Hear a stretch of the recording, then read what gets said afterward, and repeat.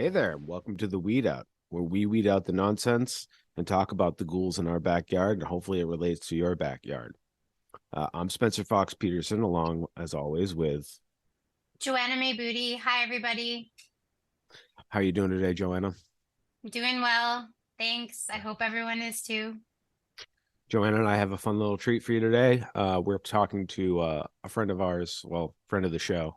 Joanna and I are sitting down with Michael Hitchcock of Pittsfield. He's an activist and pretty rad dude that we have known from the internet travels and local issues that we agree with. Decided to have him on because it's a great point of view. So just to give you a little background on Michael Hitchcock is the coordinator of a nonprofit with a mission to empower the working class and increase working class ownership in control of land, natural resources, government, and the economy. Such a wide mission can bring him and his organization into a lot of different kinds of spaces. And in the last year, he and his group have heavily involved in the police abolitionist space. The working class cannot be empowered if they are brutalized by police or dead at their hands. The main focus has been cooperative business development and development of cooperatively owned housing, advising other nonprofits and community groups how to make their organizations more democratically run. He's worked bullshit entry-level jobs in every sector of the economy. He spent years hitchhiking around, working on farms. He was a professional gig economy worker, actor, tutor in Brooklyn for 7 years. In these gig jobs, he would frequently find himself working at the right hand of some entrepreneurs testing policy and procedure and developing it all to enrich the entrepreneur. When he moved back up to Western Massachusetts to marry his wife, he realized he could turn these skills towards the working class instead of the entrepreneurs. That I resonate with deeply, Michael. Just a quick aside, I have a very similar story, helping people get their business off the ground, setting up SOPs. So just thank you very much for coming on and sharing your story with us and your point of view. I'm just going to hand it over to Joanna now and, carry on. First of all, how is everybody doing today? Everybody good? Yeah. Doing good. Thanks, Spence. Having a good day with friends, with comrades. Thanks for being here, Mike. We've read your bio, so the audience has a little idea about what you're all about, but that's just the skim off the top, I guess. So I'd love it if you could introduce yourself a bit, talk about what's important to you in your own words, and then how are you connected to Western Mass? Because we were talking before we started recording how you know my partner Caleb from years ago on the Pittsfield scene, and that's where I'm from, my hometown. So welcome, Berkshires represent, and just kind of give us a background. And like I said, we're excited to have you. Thanks. Oh yeah. And well, it's hard. That bio is just the surface, but it did cover the surface pretty well. It's just that I grew up in abject poverty in Pittsfield. The first time I went over my middle class friend's house, I didn't even know really what middle class was. I just saw his cupboards were full of food. And I said, "Oh my God, you guys are rich." And then his parents looked on me with such shame and pity that I was taken aback, and I had to pretend I didn't notice that. And, that was like almost like my first awakening to a class difference and the fact that they didn't consider themselves rich. So I've always been like plugged into the underclass, even though, I played at being a high achieving student for a bit. But I also skipped school a lot and got suspended a lot. And so I was always floating between worlds and social groups here in Pittsfield. And I got to know a lot of different lives and ways of lives. And some of my friends are like 6-7 figure people. Like, one of my friends from Pittsfield turned down a $4 million a year job in Wyoming because he doesn't want to live in Wyoming. How rich do you have to be to turn down $4 million a year?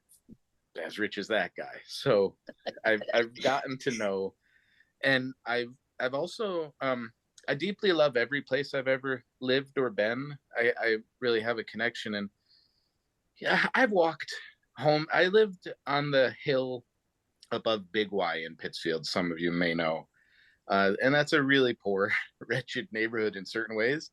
But for me, it functioned as a private cul-de-sac with a view of the downtown. I took it differently living up there somehow. I really You know, I used to walk to BCC, jog home from Walmart. I've walked home to that house from North Adams and from Stockbridge. I really feel connected to the community. I walked to Dalton and Hancock. So it's like, I feel like if you've walked land, you sort of own it you know, co-own it. I'm not planting my flags. You're intimate with it. Yeah, deeply. Yeah. And always, yeah. So my grandpa, this is kind of interesting. I won't get us bogged down in genealogy personally too much, but my family does represent some really interesting larger scale social movements in Pittsfield, in that my father's side of the family got to America in 1647 and were always like WASP superstars, you know, whatever. And my grandpa on that side worked for GE as an accountant and had a prosperous life in a nice neighborhood. But my mom's side of the family, the Italians, came in that big wave in 1921. They came and they worked at GE as lowly bullshit workers, and then had to all join the army and fight on the front line. Well, my other grandpa got to be in the Navy doing accounting during wars. So it's like my mom was looked upon as kind of like a piece of crap by my WASP grandma. She didn't like that loud, unruly Italian side of the family. They thought it was beneath them. And my grandma grew up in what was considered the black neighborhood, because the black people and Italians were kind of shoved together on certain neighborhoods on the west side. And that, as you know, because home ownership is so precarious in poor neighborhoods and poor cities, those types of social decisions stick for years and generations. If you throw families together in one neighborhood, frequently the next generation or two are gonna be thrown together in that neighborhood. Especially Pittsfield has a deep history of redlining and forbidding black home ownership. There's been really great research on it in the last 2 years. And so the rental properties become also focused on these poor neighborhoods. And so we kind of grow up generation after generation. Getting to know my other rich friends, you get to know Pittsfield. The kids, the rich kids, I thought they were rich growing up. I didn't know there was like more levels to richness till later. Even more richer in the Berkshires for sure. Yeah. I learned later, like when I worked in Lenox or Stockbridge, what real wealth looked like. Shocking. For the audience, just a couple of things. Like, I know what you mean by WASP, WASP. And this story of Pittsfield is so similar to the story we're going to, over time, show about Holyoke. And I could tell you the same story about Quincy. I could write a book on my uncles and like how all this stuff broke them down. But back to I just wanted to say, like, how anybody listening, like, why is this relevant to Chicopee or Toledo? Like, why is this relevant? It's relevant because this is class warfare. This is the caste system. And it's not like this fairy tale. This is just, it is what it is. And I learned class consciousness, thankfully, because of a friend like you, even though I'm in Quincy, right? It's not Pittsfield. It's not, we didn't know each other, but like I had the same kind of moment where I was like, oh shit, starting to see things, seeing the onion peel back. And so this is affecting us in every town and every community. Just to zoom it back, like, hey, this story is important, and it's important to listen to, especially the people hit hardest by it. And so that's just my coloring of that like point, and I will cede the microphone. But I just wanted to also have you fill in and tell us a little bit about what a WASP is. Yeah. WASP stands for White Anglo-Saxon Protestant. And basically, I would someday love to write a comedy book about like the ways of WASPs, and because there's some really funny stuff in there. In a way, it's a very dry, but basically, if you're not familiar with WASP culture, it's because it's like they're the ones who decided that when you're rich, you shouldn't show off because you keep it private, because that's for you to enjoy. And They invented philanthropy to wash their public image, and they're the ones who invented the civility politics that all three of us hate.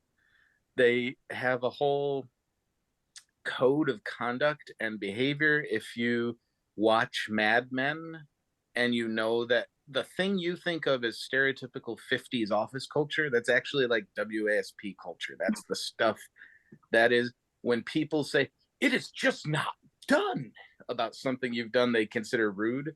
That's WASP right there. That's like the phrase to socially reproduce their kind of civility control of, and it helps because bully politics. yeah, and couching everything in such a beautifully seemingly neutral tone, as if they're giving you this objective reality, to pretend not to be aware that they're coming from a cultural background, but just pretending it's neutral what they're saying, is very effective propaganda kind of control of other ethnicities, races, and cultures, because they're not telling you to be like them. They're saying, no, this is how the world works. And it's almost like as if they're helping you. They pat you on the head and say, attaboy, that-a-boy, when you act right. So Pilgrims, that whole mythology of the Northeast, any founding fathers stuff that's not overtly like Tea Party MAGA, any of the old school patriotic propaganda stuff from founding fathers, that's all the WASP tapestry of retelling our history. Sad noble savages that are being decimated in the West, and we're sad about because we can pretend the part where we did it first here in Massachusetts didn't happen. Mm-hmm. That's all WASP retellings of history.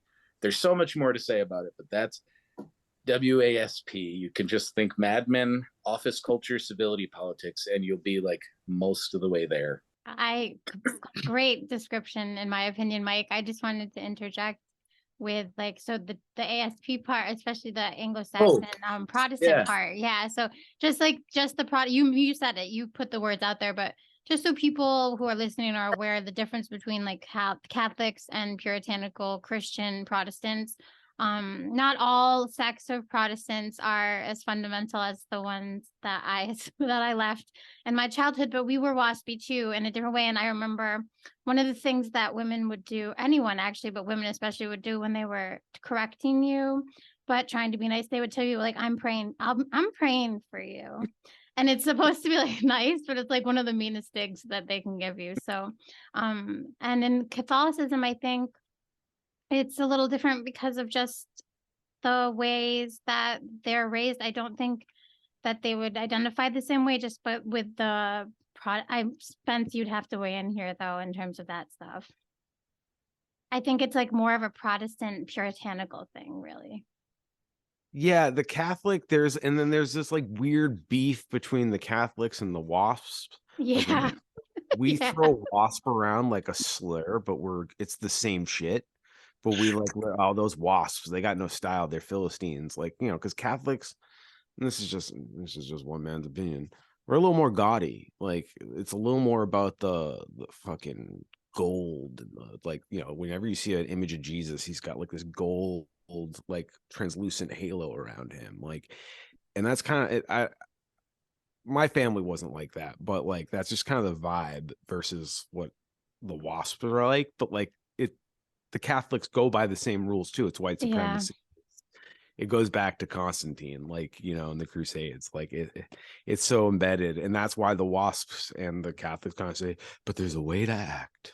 And it's like, but you're saying the most vile shit in like the calmest of tones. And then we're the monsters for pointing out that, hey, that's a pretty monstrous take. Mm-hmm. Agreed. And thank you, Mike. I think we're a little far from where we were before, but we can get back there because I also, my grandma and my mom grew up on the west side of Pittsfield too, by Wacona Park, actually. So similar neighborhood, so not very far, but I think that connection, like when I think of the Berkshires and anywhere I've lived, thank you for sharing that you draw such wonderful experiences from places, and I feel the same way. Like Spencer said, I think our stories, or your story specifically, even from Pittsfield, resonates with so many because we do have such different classes within Massachusetts. And it's not talked about at the same way that other things are talked about. So Never. thank you for Don't talk sharing about about wage. that. Right. Don't talk about your wealth. Don't talk about money. And so that's something I think we all probably heard growing up. And Don't ever share with anybody your personal problems. Like, it's improper to talk about like anything. I don't know, like your grandma dying. Like, don't show that emotion out. It's very like toxic inward guilt. When my WASP grandpa died, my grandma called me and she cried on the phone, and then she apologized for crying. And I went, you've been with this guy like 70 years. This is your whole life. I think it's natural to cry. And she just was like, I'm sorry. Okay, grandma. Yeah. Sorry for sharing that you're sad your husband died. do you work with the people at Invest in Pittsfield when you're doing activism or politics in the Berkshires, Mike, ever? I met them because when Miguel Estrella was murdered by police last March, and I have to tell you, no matter who is saying it or when, I make sure they use the word murdered, because I don't like the cleaned up language. Here's where my passion will come out. Just ignore the tears. I'm not ashamed of them, but they've changed my voice. But I'm so angry about it still. Is that people try to put it in the most neutral language, as if the police didn't murder the guy. And what happened, he was cutting himself and screaming, and a cop came with one of those bullshit co-responder program things, and they talked him down and took the knife and said, okay, good boy, go back inside. They didn't like, hey, here's a guy with a history of problems cutting himself, let's take him in or take care of him. They just sent him back inside. And then the cops came at the end of their shift without the co-responder, shift change. And cops, one of the main things they do, they don't want to just solve a problem, they want to solve it now. You get on the ground now.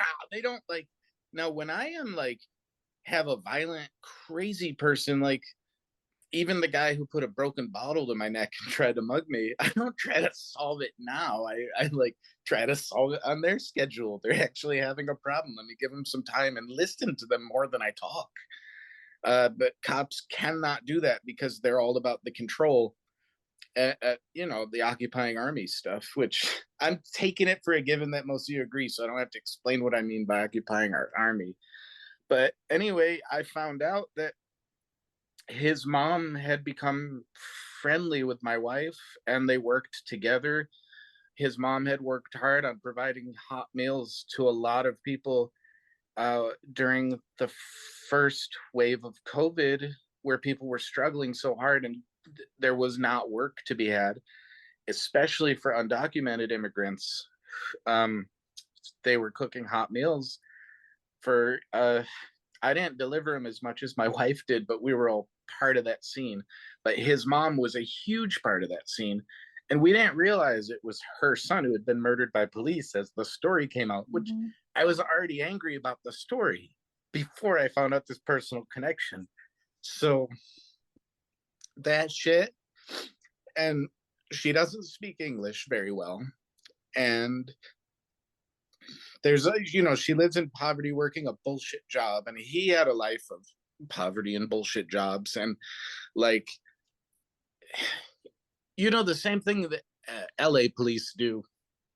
If you are in a room with someone on a gang, you are in a gang on their registry. It's just something, they're so stupid and lazy, and it's easier for them to just lump them all together as a gang. And actually, we should all know, I think most of the people who would listen to your show would know this, but a gang is pretty much just a like super uneducated attempt at redistribution of wealth. That's what street crime and brigandry has always been, piracy.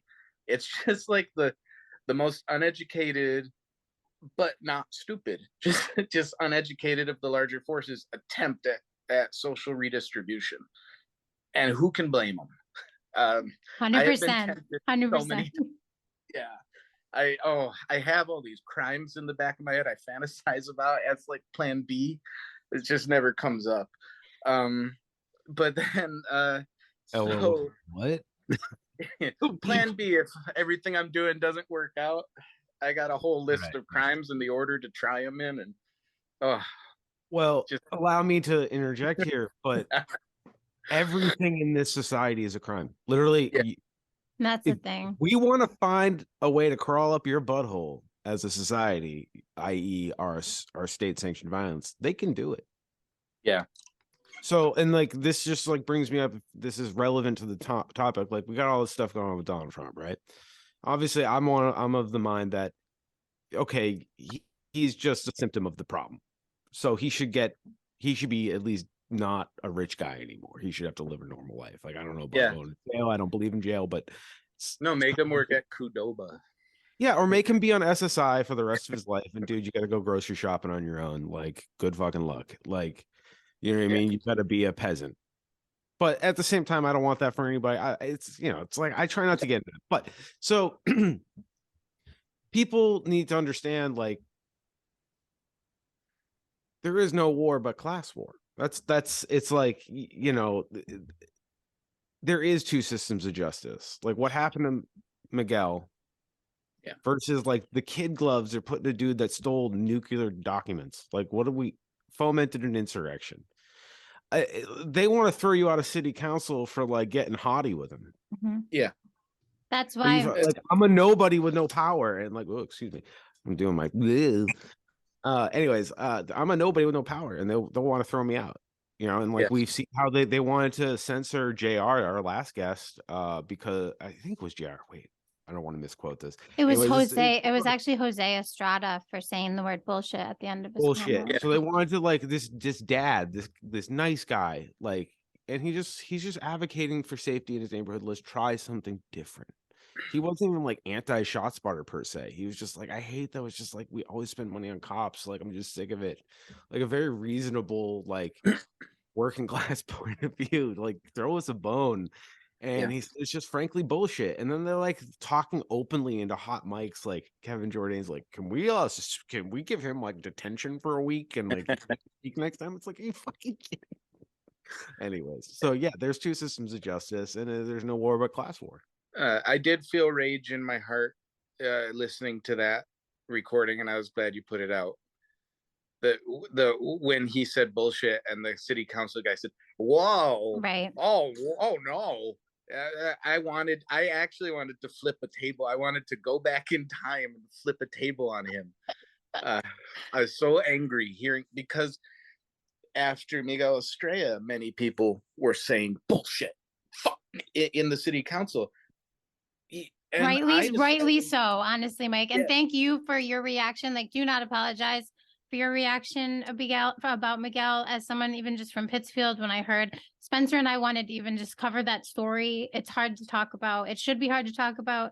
If it's easy for you to talk about the murder of a young person, then something's wrong and our society is wrong. So I would say that your reaction is actually one that gives me hope, because we should grieve and really be angry as fuck about the police murdering a young person at the beginning of their life.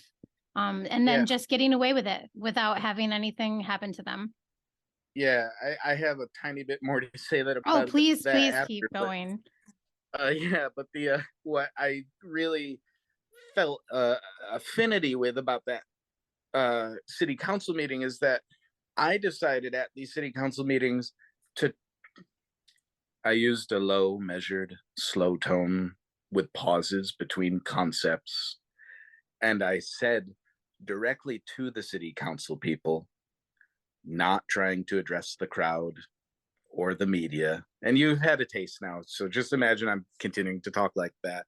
But I explained to them why, when you work a bullshit job all day, every day, and you don't have enough money for any kind of like entertainments or luxuries, and you don't have any say over how your community is run because you're shut out of all decision making by the wealthy owners or the clued in, hooked in, tapped in politicians like the ones I'm speaking to here. And decisions are made about you and around you, but never with you. You have to accept a certain amount of lashing out. And I agree with them that it's bullshit, but I want you to hear what they were saying. Please translate it as if I said it. Please try to mentally take their concepts and repackage it as if I said it in the way I'm speaking now, because what they're saying is every bit as intelligent and valid. They just have every right to be angry about it. And it is so frustrating that this body and all bodies like it only can listen to people who know how to be very calm about things that hurt them, like when someone they loved is murdered by the state. That's the kind of statements I kept making to city council, because it was that or become like Punisher. It's always some extreme option. It's I can laugh or I can murder. What do you want from me? I'm so mad. So and then that whole thing, we discovered the reason we got involved in how I met Invest Pittsfield, which is what you initially asked me about, is because on the first, something didn't click about this story for people. Like, people were upset about it. ACLU came through, NAACP got involved, and then nothing was happening. And I thought that it was I thought it was because of her class position and her language barrier and her being so hurt. She's already lost in the system and interfacing with systems. It's already difficult. And now she's also, her son is dead. Mm-hmm. And this broke. I was so angry and sad because I felt like she was being ignored. So I made like every phone call that I could think of to make to get like, but I was always like,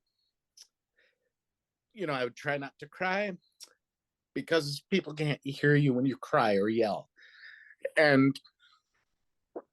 But sometimes I would cry. And I think my persistence and my emotional openness brought some attention back onto people, because I felt like it was disgusting and shameful that she was left without assistance in a time that should be like one of the most difficult times of her life. So anyway, between my efforts, the efforts of other people, known and unknown to me, a coalition kind of formed around her. A really great guy from ACLU was very moved to come back and work with us. And that's how I met Invest Pittsfield, because of my personal effort and my attempts at making a relationship with her, but not like a predatory vulture relationship, like just a relationship of service. Of basically, my mission statement on anything I do is like, I'm doing this because it is important that it be done. And if I don't do it, I don't think anyone else is going to do it. That's how I know whether I should be doing something or not. And for me, I didn't think she had anybody else who was going to like fight. I just didn't think there would be people who were scared to fight, people who don't know how to fight, people who didn't care enough. There just wasn't like anyone else, even though I consistently and still present myself as an imperfect choice, an imperfect ally, frequently telling the people that I'm calling that I am aware I'm not the best person to do this part, and I'm going to lean on your expertise here.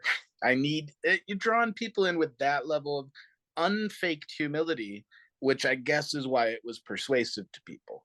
And that's how I met Invest on one of these early Zoom calls. And now there's a whole crazy thing about representational politics, civility politics in Pittsfield, where So I believe, as you believe, that representation matters. Completely important to have someone who looks like you and comes from your background in the halls of power, we'll call it. But also, a very waspy trick is to identify a very waspy member of an oppressed and marginalized identity and uplift them personally. So you've got it still locked down. You've just made them one of the boys. And so we're in a very interesting position where, like, I could be the most radical, compassionate, like, heartfelt advocate for something, and they could say, like, I'm speaking over people of color's lived experiences, and you're like, what? No, I'm speaking over a very affluent person who doesn't care about this issue. Oh no.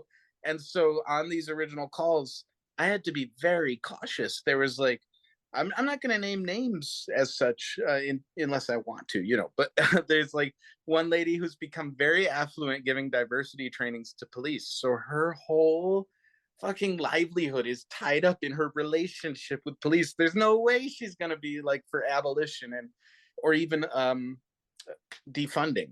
She's just not for it. And so she's a splinter in the hand of our group, always. And I'm always biting at it. But as a white guy who sounds like I'm educated, I've got an associate's degree. I guess that's an education.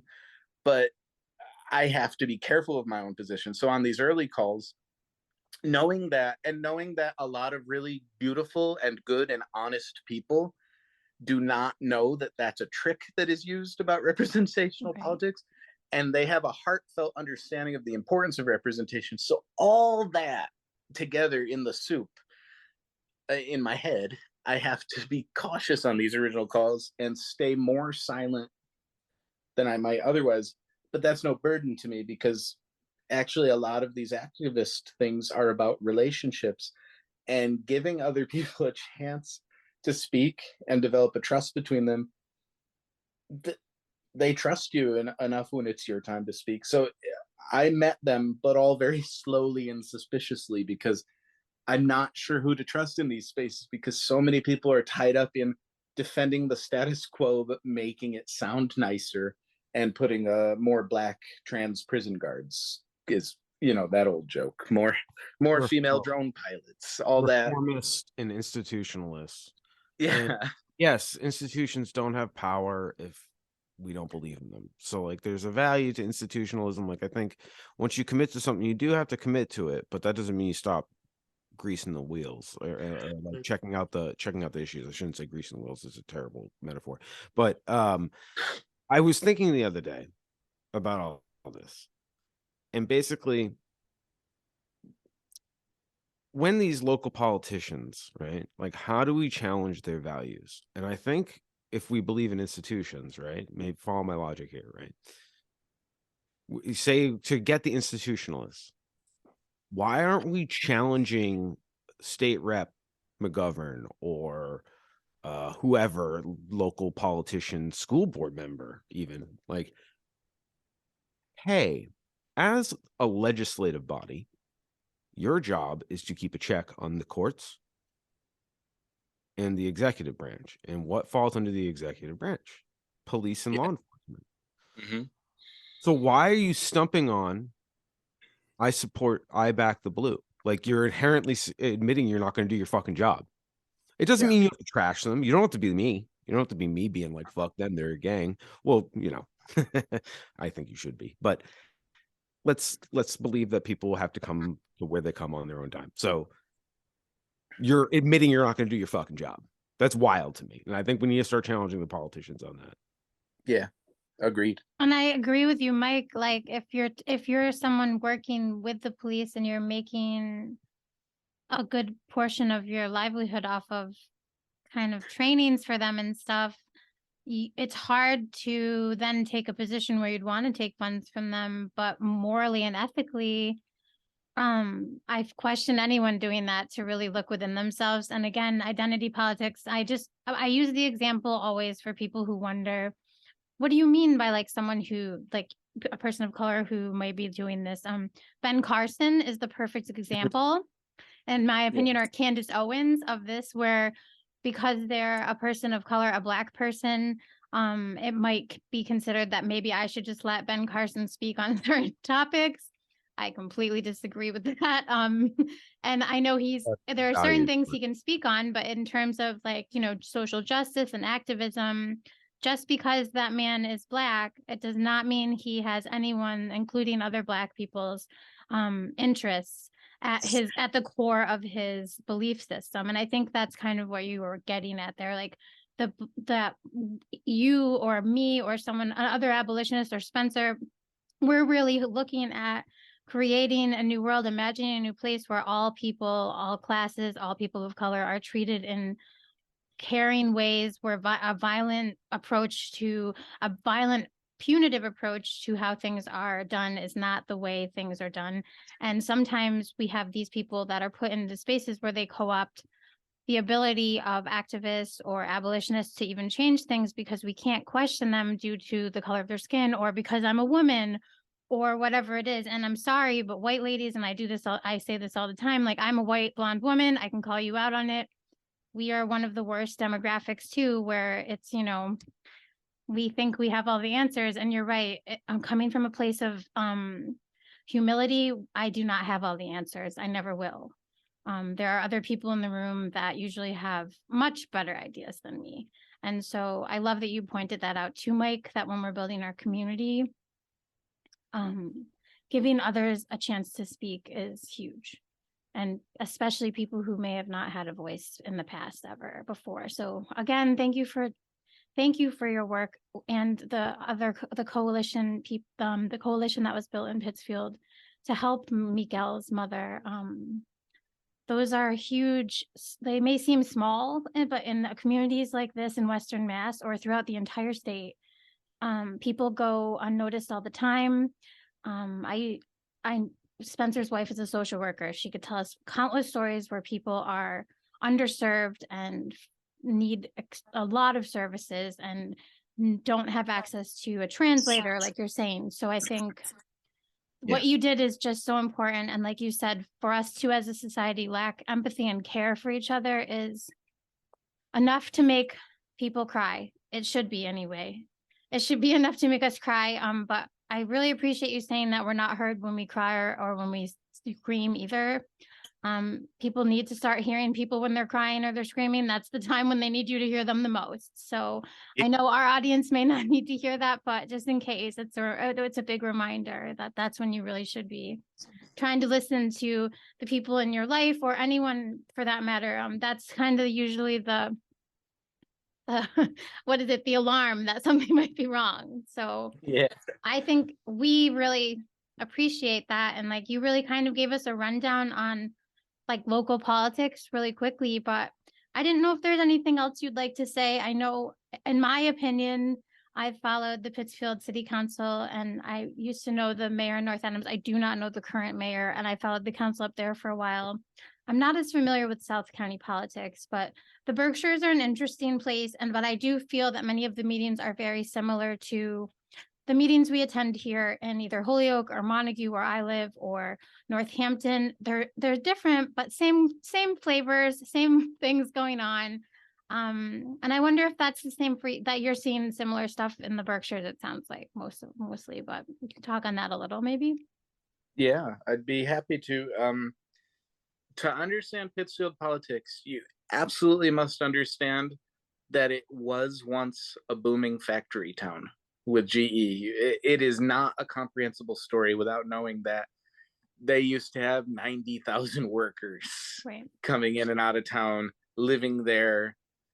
There was prosperous businesses all around the massive GE complex, which is like several square miles just in the middle of things. Now it's all like cool. It looks like, Soviet skateboard video territory, but it's like, I always like that industrial aesthetic because I grew up in a demolished factory town. And Pittsfield politics cannot make sense without it. Why are stores still open later on Thursdays downtown is because that was GE's payday 43 years ago. It's not there's just things like that all around Pittsfield, and you have to understand, to comprehend Pittsfield, that Jack Welch, hero of capitalism, uh, ultimate top of the list of people I'd love to punch in the face with a time machine. He kind of invented the whole thing of like firing the shit out of everybody to please the stockholders. He sort of invented that. He's an innovator, a brave innovator in that, and he he really did a number on Pittsfield. 60,000 people left, no more like daily commuting population. You know, it really fell apart and became impoverished. But here's what's crazy about Pittsfield politics is we had a massive amount of second homeowners, emigres from the city who came for a nicer, quieter life.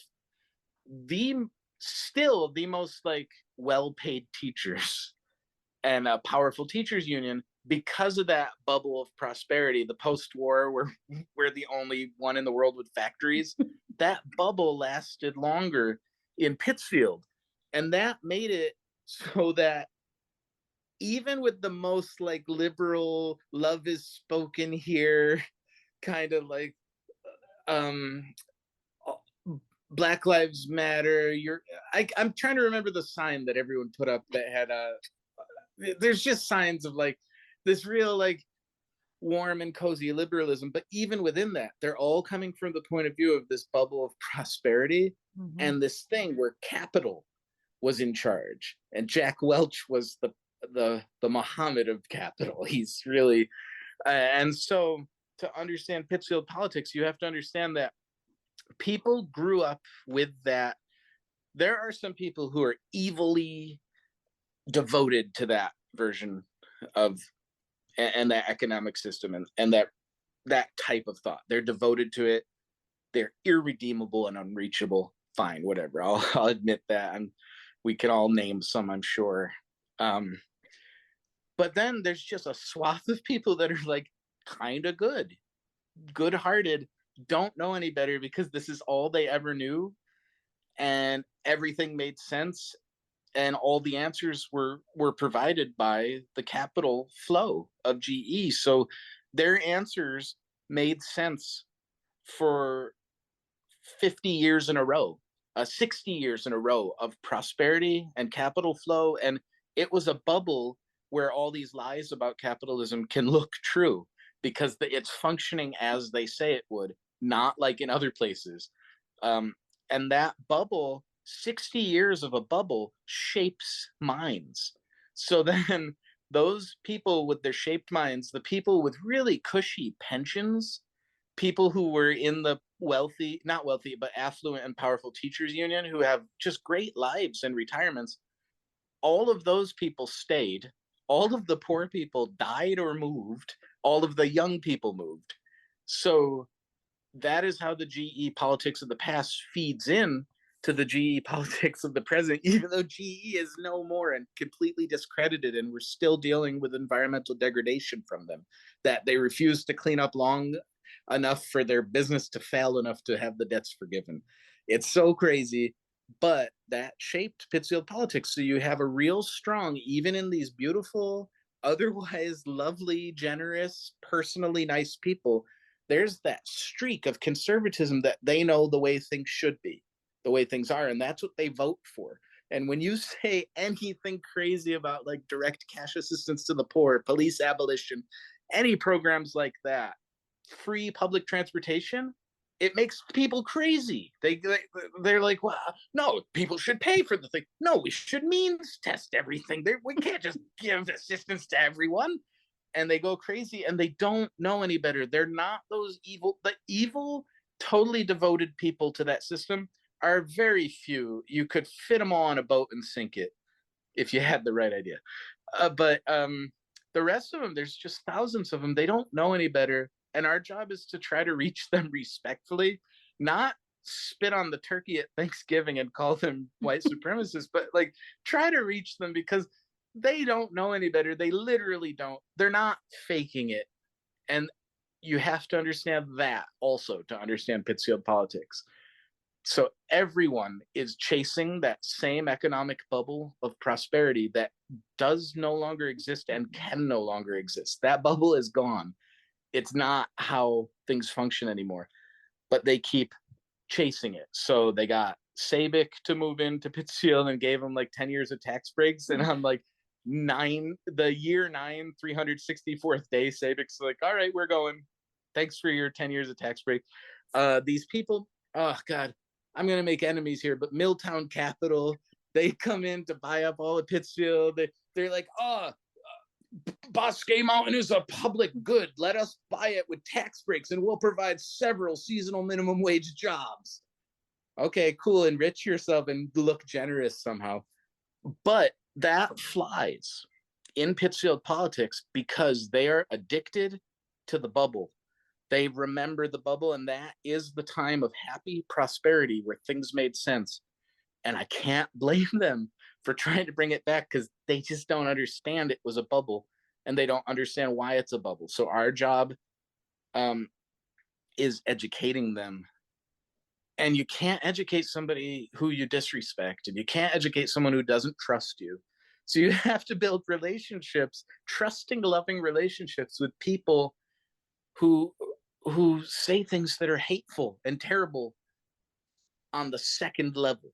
They're not hateful and terrible directly, but the things and policies they promote would like lead to the immiseration and suffering of all kinds of like marginalized identity and people who are already poor.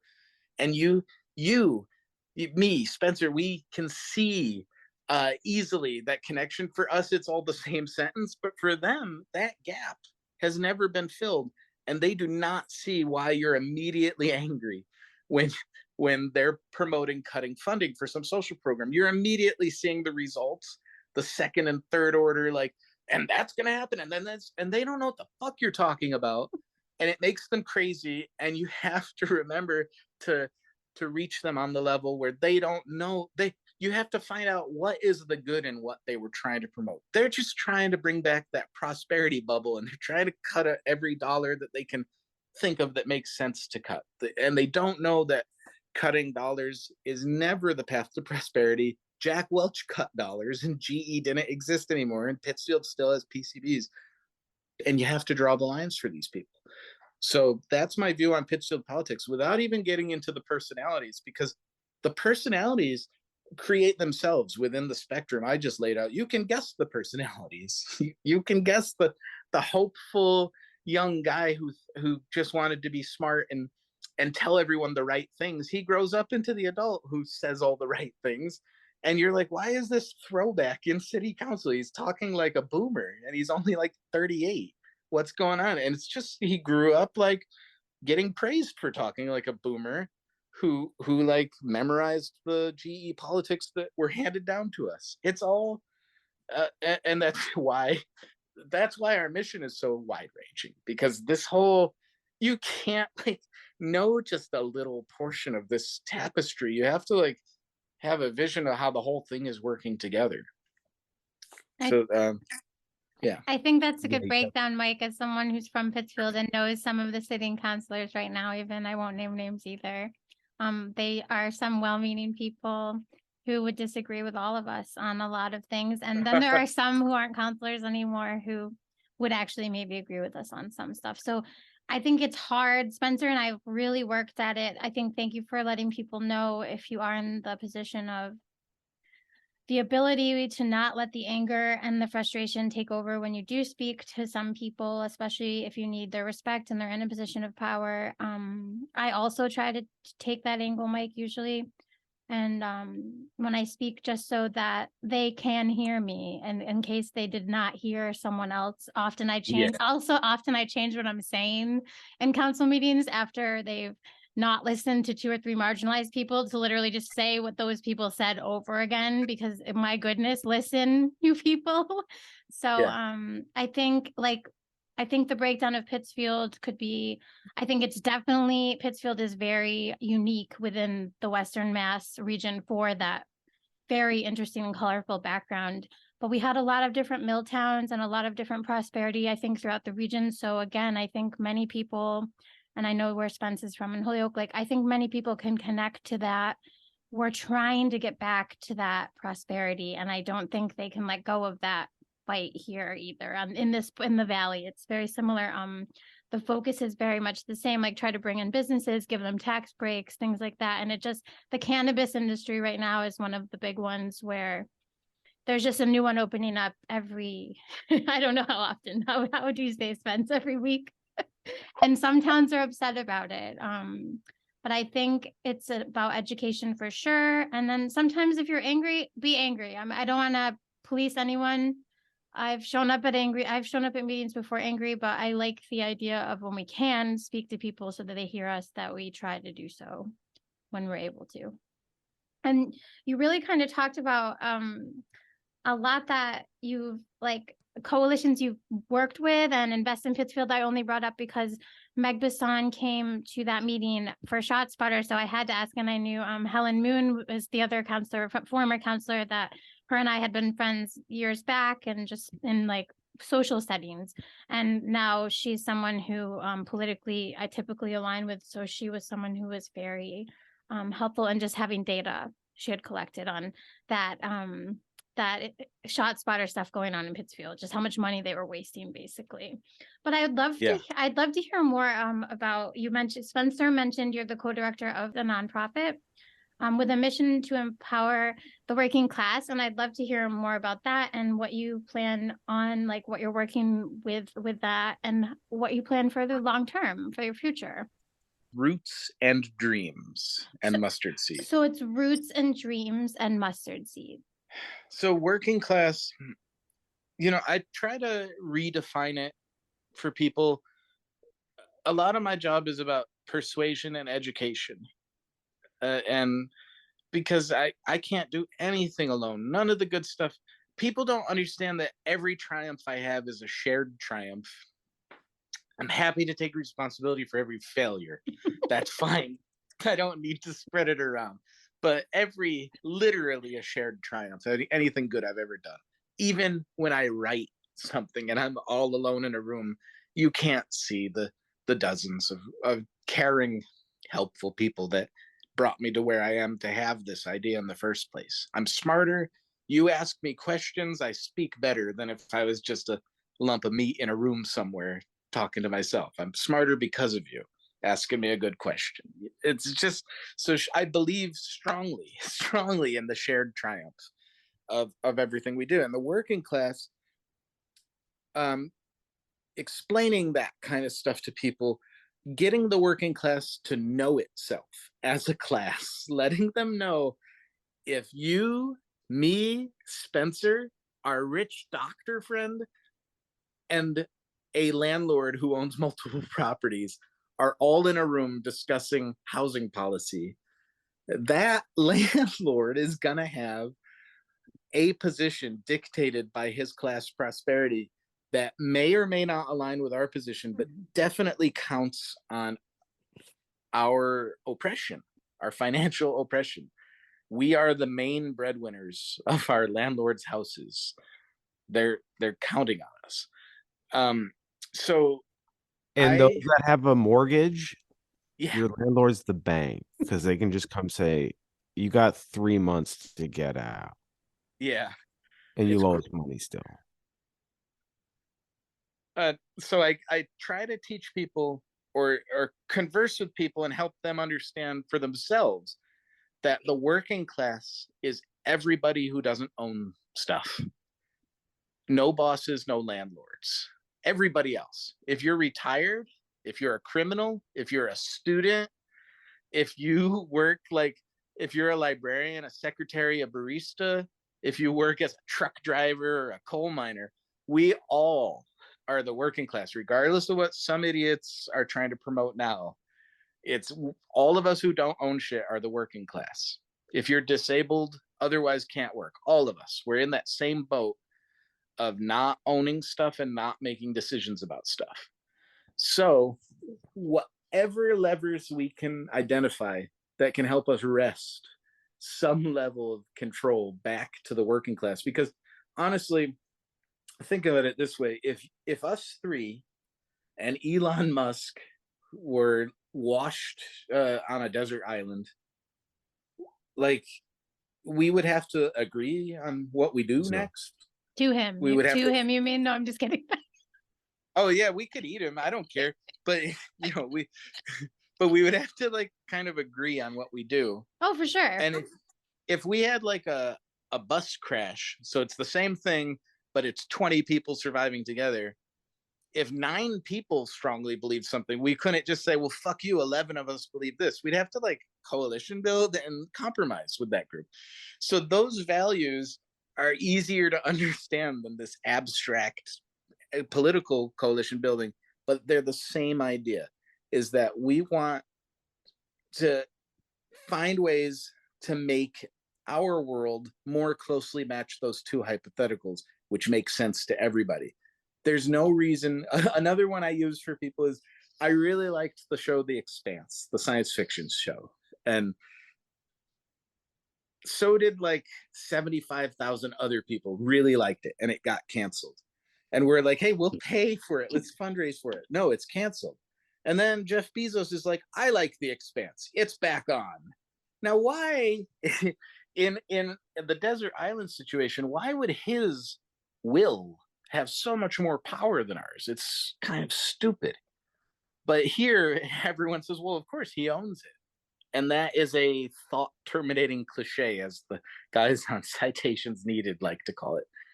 Oh, he owns it. Like, oh, no more thinking, no more talking, he owns it. Okay, that's it. And that is fundamentally undemocratic.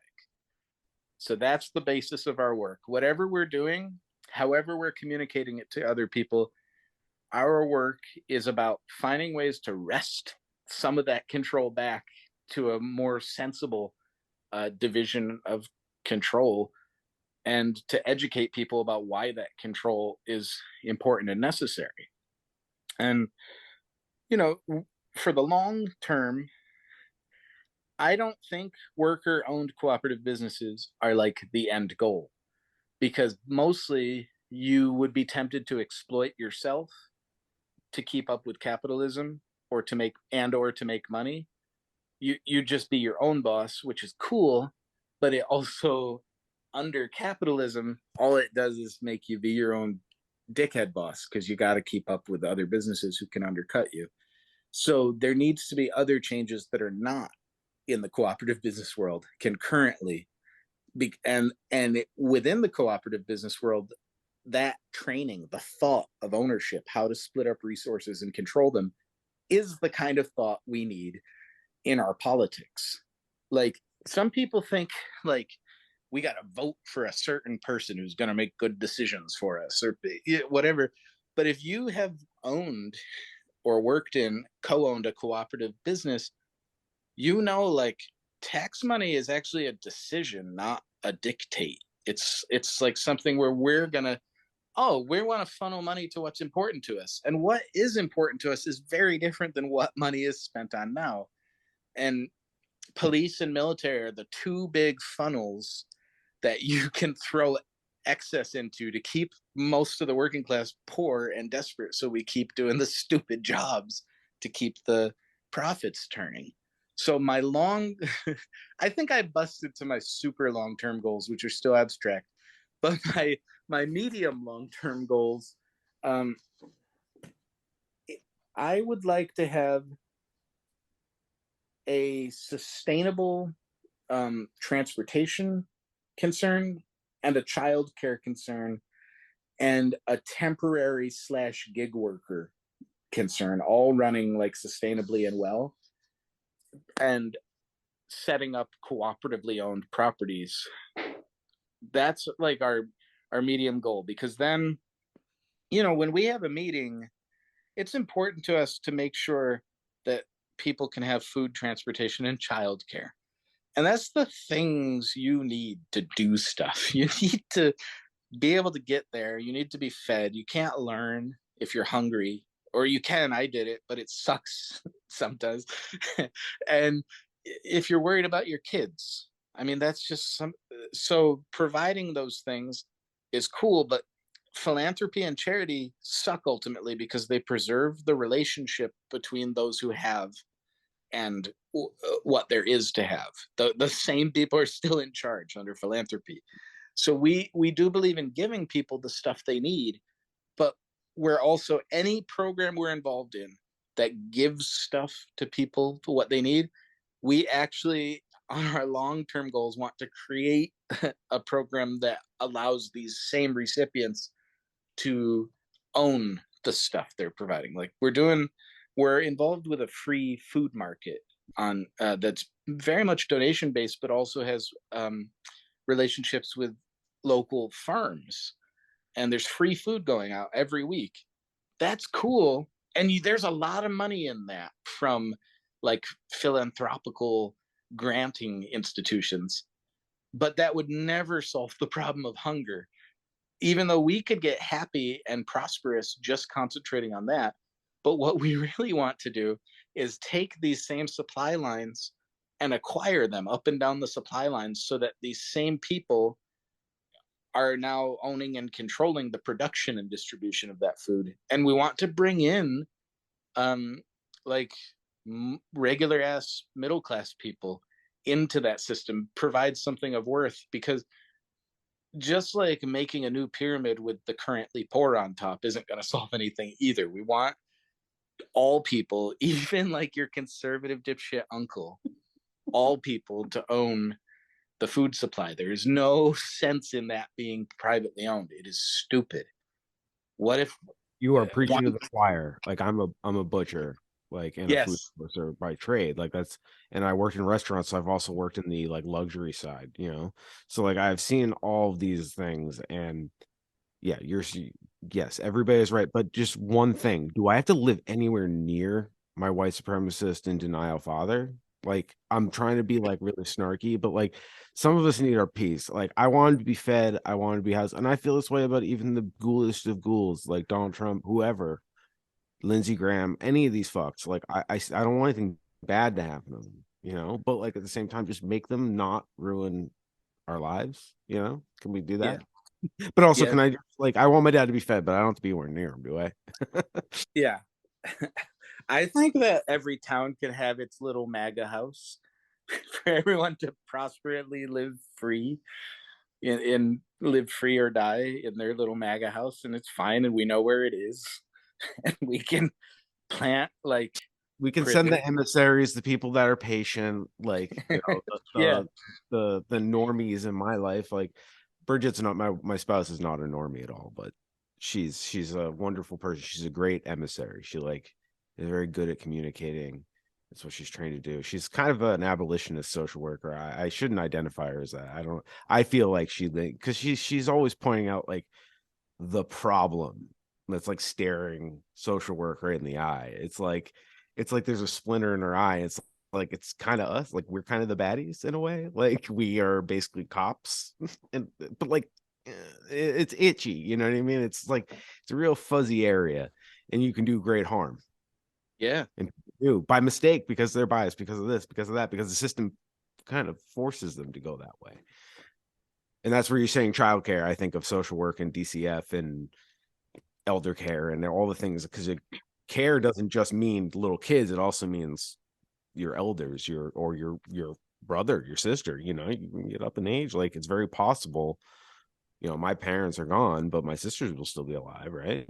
So yeah, it's, you know, there's possibility we need to lean on one another. I mean, hopefully we're all good, but like can't predict the future, and that's what a lot of Americans are going through. So food and healthcare and shelter, and it would just be cheap. I like the whole thing with insurance, car insurance. It's like we all need it. Why can't we all just like pool together? Just be like, hey, there's a pot. I like I don't understand. Like, and then everything's good.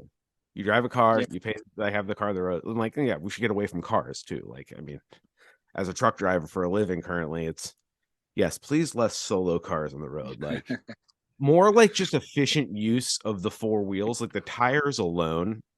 Like how often you have to change tires and shit. Like driving a truck, you realize, oh shit, we burnt the tires like pretty quick. And that's a resource, right? It's all just very frustrating. And I wish there was more public transport and people could work where they live.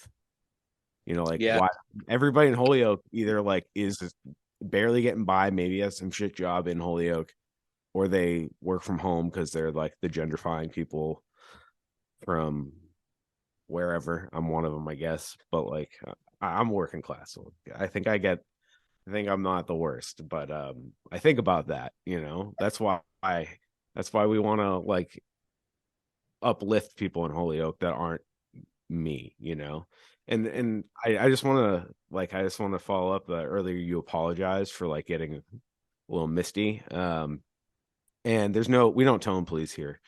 Yeah. So crying or feeling the way you feel, it's genuine, and it's a way to communicate the importance. And that's also kind of why like I yell at Kevin Jourdain indirectly at council meetings, because it's kind of like, hey, white man to white man, like I hate you.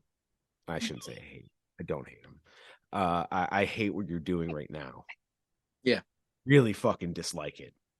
I came here to talk about something else, but like your fucking behavior has been abhorrent for the last 15 minutes. Like, and it's not just you, it's everybody. But like, somebody like another counselor, whoever, like that's just a more neutral character. Like I will always be civil to like Juan, my counselor, because he's civil to me, and we can also have deeper conversations about the more complex issues. I mean, he's just one man representing one ward, right? And I don't think I'm bootlicking him here. I just think like that's somebody that's like, yeah, we can have measured, like you're saying. I'll talk to him because that's the most efficient way to get shit done, right? Like, who wants to make this a big thing? Like, but some motherfuckers, I feel like this is just my opinion. And since we don't tone police the weed out, that's kind of the perfect get out of jail free card here. We truly are Elon Musk's Twitter, but we just don't platform fascists. No, we platform people like this wonderful Michael Hitchcock, who was just so please like show your emotion. It's important.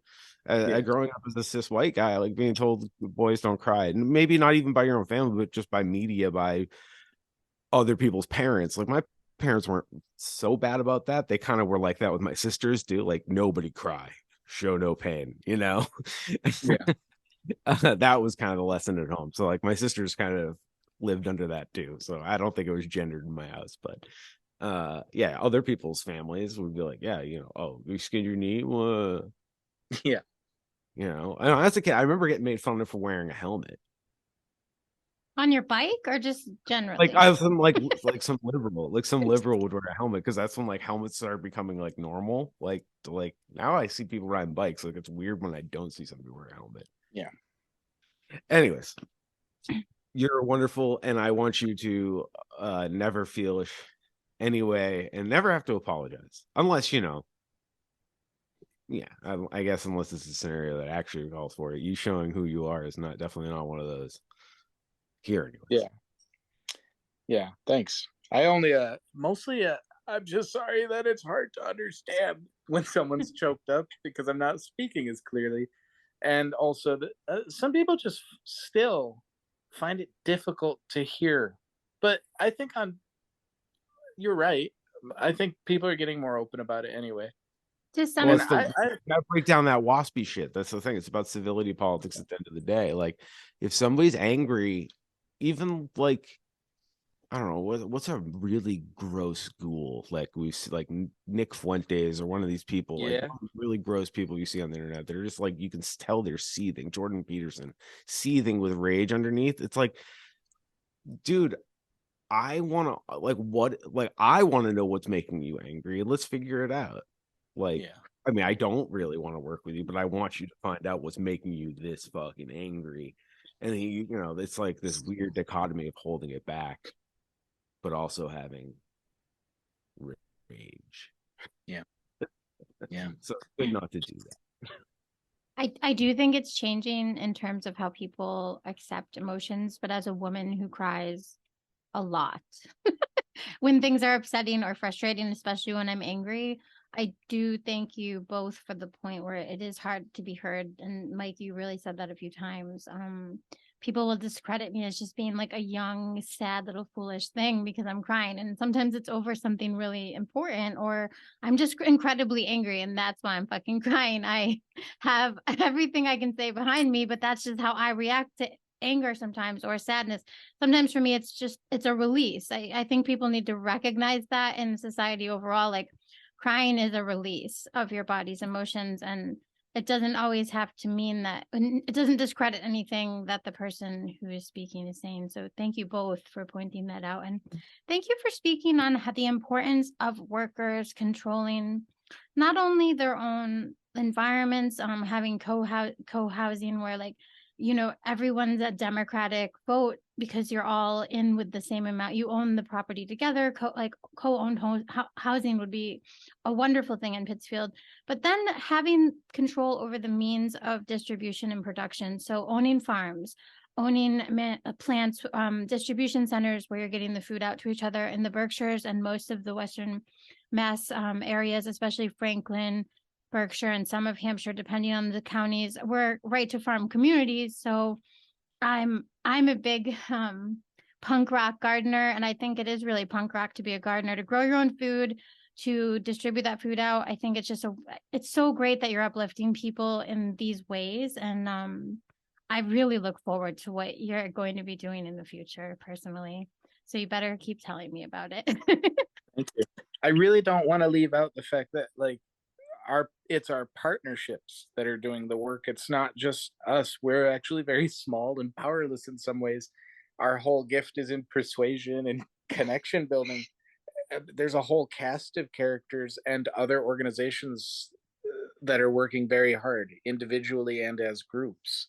So it's not just us. I just feel like I don't want anyone to think it's like me doing everything. Oh, and if you'd like to give those orgs a shout out, or if you'd like to have us like give any like when we post the podcast, we could put links to different organizations that you think would be good for people to coalition build with, or we can just link it to you. But thank you for pointing out that it takes a village, coalition building, a community. That's why Spencer and I try to connect to people all over Western Mass and the state to build those relationships, like you said, and the trust. So if we reach out to Michael in Pittsfield or our friends over here in Greenfield, we can all kind of work together on similar shared values. And hopefully, again, even though we're trying to imagine new ways and new systems, it's really hard when you don't have that built-in coalition to kind of help you do so, because no one person will have all the right ideas, and it should be a democratic process.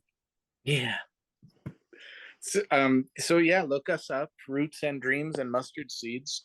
And my wife is in charge a lot of the intra-organizational relationships.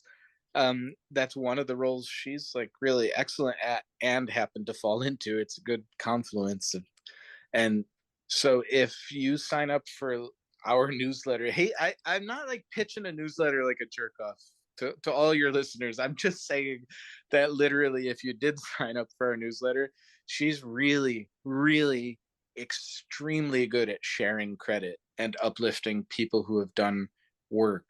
And so all of the information is there in our colorful little website. I have been told it looks like a Pinterest board. She's in charge of all that. Wonderful. So, we can share that then, Mike, and just send people there, but that would be awesome. Yeah. Poke around there, and when you see stuff you're interested in, I don't know who's listening right now, but anything that you're interested in, or if you just need to work through ideas, reach out to us because we're accessible. And I am very diligent about making sure to help people find the people they should be working with. Like if you're asking me about a certain thing, I know who knows more than me about different stuff. That's like part of my job. And sometimes it is me who knows. There's like a lot of high level abstract stuff that I'm probably like the authority on, but there's so much other stuff. One of the things I always tell people is the manager is just another worker in our model. Like that's just a whole set of skills. That's not a thing that makes anyone better than anyone. It's just like management is a job. Right. It's not a divine right. No, some of us are just better at herding the cats than others, and some of us are better at other jobs. That's just how it goes. Right. You're totally right. We all have our own role to play, I think, and that's really important to remember. So anyone who reaches out to us, I'm sorry, Spencer, go on. full disclosure, I was terrible at managing. Terrible. Yeah. Maybe That's it was beautiful that you because know I it. was in, maybe, but like, listen, if you can't pitch, you can't pitch, right? But but if you can hit a baseball, you can still be on the baseball team. Like pitch. And I don't know. Maybe it's capitalism, maybe it's, maybe I was just overworked. Who knows? But shout out to anybody that can lead. I'm your man for I like doing the grunt work, whether it's talking into the microphone or it's lifting things up and putting them down. Hey, you'll like this about us is anybody who's a leader in our little organization, which right now there's like not very many of us, but we are all expected and dedicated to the idea that we should be spending some of our time picking things up and putting them down, or being on the phone. Like there are no end to the amount of like disturbed, homeless, drug addicted, struggling with poverty, frontline tragedies that we're all like greeting by their first name as dignified human beings worthy of respect. There's like some amount of our time is spent right on the front line, and that will always be what we do. It's important because you can't sit in your office and make money and make decisions about these things. You have to make decisions with. So if all that together gets people anything you're interested in our website, reach out, because we will try to hook you up with the right people to work on your interest with. Even if it's not us, we don't care. We share credit and we share glory, and we try to share resources. That's awesome, Mike, and that's how it should be. We are a community, and it really goes it goes together with the person we interviewed last week, JR, similar mindset. We all are here in Western Mass. We have different abilities, different groups we work with, different things we know, but we can work together. It may not be with each other exactly, but there may be the fact that you're willing to connect people with other groups. I would say the same to people in the Pioneer Valley if they feel they have that need to reach out to us, and I would be happy to do the same. But thank you for saying that you would do that, Mike. It's more and more people that Spencer and I meet would be willing to do that for each other. And I know that sometimes it seems like we live in a world where people don't want to take care of each other. And for us, it's important to be platforming people like yourself and others that we are having on the podcast, and platforming ideas that let people know, like you said, through education, that we can imagine a different world. We can change the systems. We can change these things that we're doing. It's hard. Yes, change is scary, but it happens no matter what. So we can maybe have some like oversight over it. And you've just really talked about so many things, and we're so thankful to continually meet. And I hope that this gives the audience some hope, because we keep meeting people like yourself in this area that are here for the working class. You're here, and the working class, like you said, means everyone. If you're not working and you're on disability, you're on state aid, like you are still a part of this community. We want to hear you. You have a voice. We would always treat you with respect and dignity. I'm speaking for Spencer here, but he would agree with me completely. And I just guess, Mike, if there's anything else you'd like to say to the audience, well, I would love to give you that time, but I will make sure to share all of the stuff for the audience on our website. So when they go to this podcast, they can go to theweedout.com. They can subscribe to your newsletter and learn more about your organization. I guess let's not waste the golden opportunity to give a final thought. Thank you very much. Is that if you, whoever is listening, I can't imagine you where you are and what you're doing, but there's something that made you listen this long, something that makes you care about some of the things we care about. And our whole culture is set up so that you think that the only thing you can do is what you can do. You got to make these positive changes in yourself and where you can reach. And that is good and true, whatever. But really, this whole system, the people who own and control it they're not working alone and isolated. They are working together because they all have the same interests in protecting the status quo that keeps feeding them profits. And anything you hear about clean your room first, since we mentioned Jordan Peterson, sure, he's right. A clean room, it's helpful for thinking, but if it ends there with your individual action, you have not threatened the status quo at all. What the status quo is afraid of, and Grapes of Wrath has a little passage. If I still had my copy, I'd read it out loud and cry.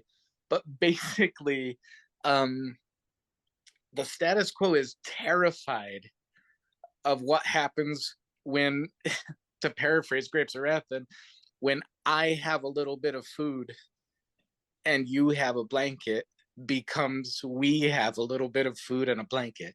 That's what the status quo is really terrified of. So if you have these beautiful feelings in your heart that things ought to be better, listen to that, but don't listen to it alone. Find a way to work with someone else, because that's the only way you have enough power to make those changes that have driven you to listen to like an hour and a half of talking. So that's my final thought for whoever. And yeah, I always cry at working class stuff. I cry at commie movies when they defeat the fascists and the liberals. 1900 Novecente, it's a 5.5 hour crying with the pride for my Italian communists. I'm like that. If a labor union wins, I cry. That's just one of the things I cry at. It's tragedy and working class solidarity and victory always get to me, and weddings. And I don't apologize at those times. So thanks for that final question. Yeah. You are so welcome, Michael. Thank you. Thank you, Michael, for spending this time with us.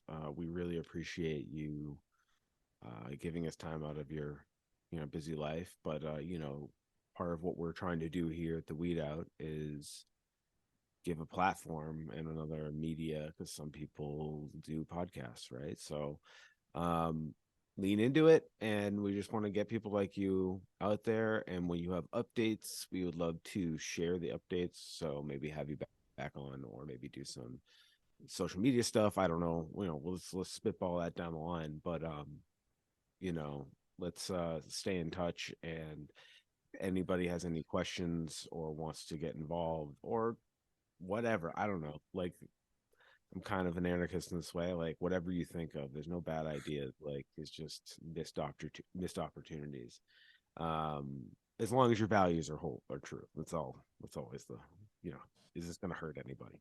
But so yeah, we're going to share all that information as always on the weedout.com in our little notes section. So please, if you guys are ever, because we bounce around a lot, Joanna and I, and that's kind of the whole point, because sometimes you notice there's a weed over there, and we talked about some ghouls earlier in our local politics. Like, we don't need to say the beast that shall not be named. Like, it doesn't matter. Like, it's the same characters in every town, just different flavors. And so we appreciate you sharing that. We try to, I tend to be pretty cynical and crass, so I like to, like you said, like, I know where I'm weak on my flank. Like, so I need people around who will challenge that, and also bring their inherent, like, some people, just like yourself and Joanna, has a similar ability where they wear their heart on their sleeve, and it's contagious. So it's good for us hardened men, who are also, like, part of it is I wasn't taught how to, like, properly deal with big emotions for whatever reason. Doesn't really matter at this point. It's just, so I try to be around people like yourself and Joanna as well. And it's helpful, and we just really from the bottom of our heart happy to have you on, and look forward to talking to you again soon. Thank you both so much.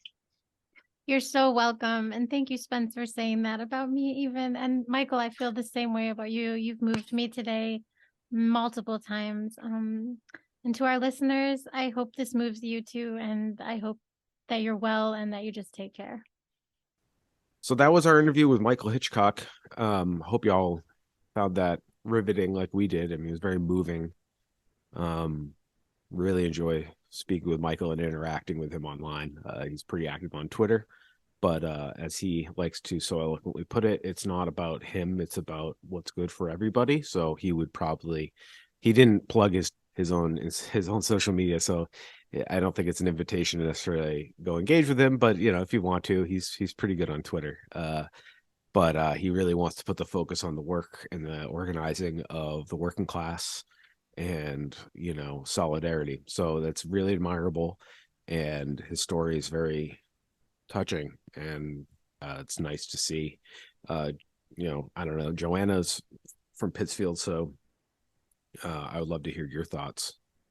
It was really nice to get to talk to someone who grew up near where my mom and my grandma lived, and Mike knows, like I said, he knows my partner from the real life. So Mike and I have only connected online, but it's always been incredibly pleasant. And I agree, Spencer, that was a very moving discussion. I feel similarly connected to my hometown, but this entire region. And I'm sure that Michael would say the same, like both of us. It was just really great. And I hope the audience reaches out to him or to us if they have any follow-up or just want to get involved in something and need someone to kind of help them along the way. Because I think community is so important, building connections, finding people who have the same values as you. And I hope for our audience that we're doing a service where we provide a platform for voices that you may want to connect with, people who are working on things that are important to you. And if you know of someone doing that, or if you are someone doing that in Western Mass, please reach out to us so that we can give you a similar platform. Thank you, Joanna, very much for your thoughts. I appreciate I don't know. That was a very emotional interview and chat. It's just fascinating. It's like, I understand the scenario, but I also see it from my angle. And, it's always touching, no matter whose angle we're all looking at the same thing. And that's really what's important to keep in mind. I have a hard time remembering that. I get very frustrated very easily. So I think that's a good segue, though, because I feel like it's still important to honor those feelings. Yeah. Today, I want to introduce the segment Ghoulery and Tomfoolery, and the inaugural award or notability of this is tied to our guest who's from Pittsfield, and Joanna, also from Pittsfield. So I didn't bring it up because it's a topic for a larger discussion, but we're going to post the link to this story that we're responding to. It's a pretty, on its surface, innocuous story, kind of propaganda, but just kind of like the facts of the case. So Chief Wynn, chief police of Pittsfield, who has served in the Pittsfield police in some capacity for 30 years. So that's a long time. But they're amidst a bunch of controversy. Miguel Estrella, for example, some botched rollout of body-worn cameras is the most recent one. Joanna and I have our thoughts on body-worn cameras, and we actually don't agree with their use. That's a different conversation for a different time. But even their quote-unquote progressive policies, they fumbled. So he's kind of incompetent, or the times have passed him by. Whatever. But think about this. So amid the reason I call it ghoulery and tomfoolery, because it seems innocuous. So I'm calling bullshit on the media. I'm calling bullshit on pundits. I'm calling bullshit on the general logic. Amidst a possible railroad strike where guys can't even get sick time, police, when they get in trouble, they get paid administrative leave. Everything is in their favor. They don't have to pay for their lawsuits. Their unions don't have to pay for the lawsuits. Their insurance does. And they have to do something so blatantly egregious, yada, yada, yada, that even body cameras have not provided that accountability. So that's why we're kind of like, body cameras are useless. This all fits in. Long story short, this guy, amid all this stuff, incompetence, or doing what he's supposed to do, uphold status quo, he gets to retire, full benefits amid these controversies. He's only 53 years old. And who's the people that get called up when people like the railroad strikers strike? The police. So the police have these cushy deals with their unions, but they're the guys who break up every other union action around the country, around the world in capitalist endeavors. So why are their union benefits so great? This guy is upheld in my opinion, an awful institution. Whether he intended to or not doesn't matter. He seems incompetent, at least from my point of view. And then he gets rewarded handsomely and he's good for the rest of his life. Nobody else has that deal. Nobody. And we pay these guys to go away sometimes. So that's why he and this story and the media and everybody that's allowed this system to fester, you get the Goulder and Tomfoolery Award of the Week. And mention. I guess it's just a mention. Because there's no real award here. Nobody wins. We all lose. But that's the mention for the week. So that's my I think we're gonna, because every week there's something. And it also gives me a chance to vent my frustration. So thanks for everybody for listening this week. I hope you enjoyed. And Joanna, do you have any I had my rant. So do you want to add in onto this, or you're kind of playing producer Mike back there? I don't know what you would call you. It's like, well, who is Howard Stern's producer? But in this scenario, Robin, was it Robin? I'm so she was more in color, but you know what I mean. You're fair. playing in this role here. I'm sorry to take over so much, but it's kind of like a Lewis Black rant. I don't know. I understand. I think we talked about honoring feelings. You should obviously honor your feelings. I like our new segment. As someone from Pittsfield, I just challenge people to think like Chief Wynn has worked 30 years, but 53. I mean, I'm in a union, a teachers union that does not allow for us to retire at that age. And people like Spence pointed out, the police are the first ones to shut down labor and workers' rights movements. So it all really ties back to what we were talking about today, why solidarity and coalition building and making friends with the other working class people around you so that you can build coalitions with your neighborhoods and support each other when things like police unions start pushing back during budget season and demanding outrageous pay or outrageous benefits when we, the working class, do not have the same thing. So as you leave this episode, I hope you just feel like you can reach out to us and Michael in the future, and take care. Thank you very much for listening to this episode, and we look forward to interacting with y'all. As always, please like, follow, subscribe, and go to our website, check our links. We appreciate all the feedback and all the participation. Everybody's great. Have a great rest of your week, and we'll see you next time.